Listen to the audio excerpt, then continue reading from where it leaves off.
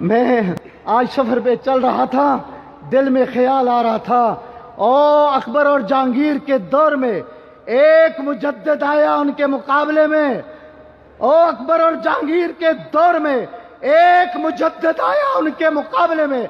آج پورے عالمی کفر کے مقابلے میں 15ویں صدی کا مجدد حضرت مولانا فضل الرحمان صاحب، الحمدللہ الحمدللہ الحمدللہ، آج 15ویں صدی کا مجدد ہے، ساتھ دینا ہے انشاءاللہ، دینا ہے۔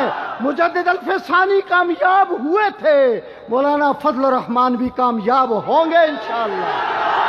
ہم مولانا ڈاکٹر عادل خان صاحب رحمت اللہ علیہ کی شہادت، آپ کی یہ شہادت کس جرم میں ہے؟